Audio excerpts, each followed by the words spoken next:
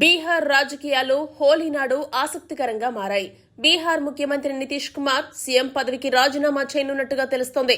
దీనికి సంబంధించిన వార్త ఇప్పుడు రాజకీయ వర్గాల్లో చర్చనీయాంశంగా మారింది. రేపు రాజ్యసభ అభ్యర్థిగా నితీష్ కుమార్ నామినేషన్ వేయనున్నారని సమాచారం. ప్రస్తుతం 10వ బీహార్ ముఖ్యమంత్రిగా కొనసాగుతున్న నితీష్ కుమార్ ను సీఎం పదవి నుంచి తప్పించి రాజ్యసభకు పంపే వ్యూహాన్ని బీజేపీ సిద్దం చేస్తోందన్న ప్రచారం జోరుగా సాగుతోంది. నితీష్ కుమార్ ను రాజ్యసభకు పంపి బీహార్ సీఎం పీఠాన్ని బీజేపీ కైవసం చేసుకునే ప్రయత్నాలు జరుగుతున్నాయన్న వార్తలు వినిపిస్తున్నాయి. ఇదే సమయంలో నితీష్ కుమార్ తనయుడు నిశాంత్ కుమార్ కు డిప్యూటీ సీఎం పదవి ఇచ్చే అవకాశం ఉందని కూడా రాజకీయ వర్గాల్లో చర్చ జరుగుతోంది. మొదట నిశాంత్ కుమార్ ను రాజ్యసభకు పంపుతారన్న ఊహాగానాలు వినిపించినప్పటికీ ఇప్పుడు పరిస్థితి మారినట్టుగా తెలుస్తోంది. ఈ పరిణామాల మధ్య పాట్నాలోని సీఎం నితీష్ కుమార్ నివాసంలో కీలక సమావేశం జరిగింది. జేడీయూ రాష్ట్ర నాయకులు ఈ సమావేశంలో పాల్గొన్నారు.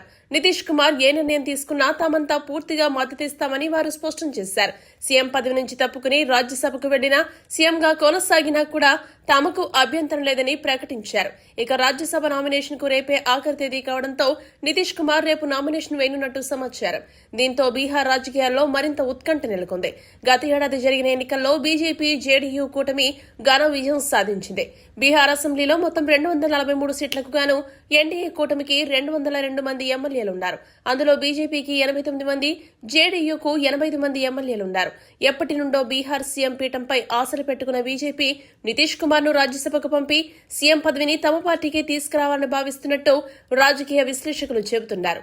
2005లో మొదటిసారి బీహార్ ముఖ్యమంత్రిగా బాధ్యతలు చేపట్టిన నితీష్ కుమార్ అప్పటి నుండి మధ్యలో ఒక్క సంవత్సరం మినహా అదే పదవిలో కొనసాగుతున్నారు. అంతకుముందు 2001వ సంవత్సరంలో మార్చి నుండి 2004 వరకు కేంద్ర రైల్వే మంత్రిగా కూడా పనిచేశారు. దాదాపు 21 ఏళ్ల తర్వాత మళ్లీ జాతీయ రాజకీయాల్లోకి అడుగుపెట్టే అవకాశం నితీష్ కుమార్ ముందున్నట్టు రాజకీయ వర్గాలు చర్చించుకుంటున్నాయి. మరి నిజంగానే నితీష్ కుమార్ సీఎం పదవికి రాజీనామా చేసి రాజ్యసభకు వెళ్లనున్నారా, లేక బీహార్ రాజకీయాల్లో మరోసారి ఊహించని మలుపు తిరగబోతుందా? ఇప్పటికే ఈ పరిణామాలు రాష్ట్ర రాజకీయాల్లో పెద్ద చర్చకు దారితీస్తుండగా బీజేపీ జేడీయూ కూటమిలో జరుగుతున్న రాజకీయ సమీకరణాలు ఎలాంటి ఫలితాన్నిస్తాయో అన్న ఉత్కంఠ నెలకొంది. చివరికి బీహార్ సీఎం పీఠం ఎవరి చేతుల్లోకి వెళ్లబోతుందో అన్నది ఇప్పుడు దేశవ్యాప్తంగా ఆసక్తికరంగా మారింది. ఇలాంటి తాజా రాజకీయ జాతీయ వార్తల కోసం మా Pawan TV news network official YouTube channel ను సబ్స్క్రైబ్ చేసుకోండి.